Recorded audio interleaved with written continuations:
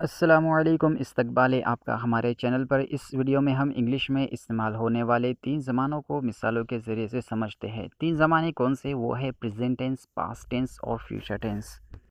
Example के लिए हम इंग्लिश का एक वर्ड लेते हैं रन, जिसका मीनिंग होता है उर्दू में दौड़ना या भागना। और इसकी 3 शक्लें होती हैं, रन, रैन और रन। पहला टेंस है हमारा प्रेजेंट टेंस, जिसे हम उर्दू में कहते हैं ज़माने हाल। ज़माने हाल। ही रन्स, वो भागता है या वो दौड़ता है, दोनों तरह से हम कह सकते हैं। शी रन्स, वो भागती है या वो दौड़ती है, दोनों तरह से हम कह सकते हैं। दे रन, वो भागते हैं। आई रन, मैं भागता हूँ। ये मिसालें हमारी प्रेजेंट टेंस की हो गई। अब चलिए पास्ट टेंस की तरफ हम बढ़ते हैं। पास्ट टेंस, ज़माने माजी।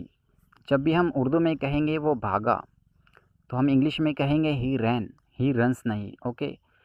शी रैन यानी वो भागी या वो दौड़ी, दोनों तरह से हम कह सकते हैं। दे रैन, वो भागे। आई रैन, मैं भागा। ये मिसालें हो गई हमारी पास्ट टेंस की, ओके।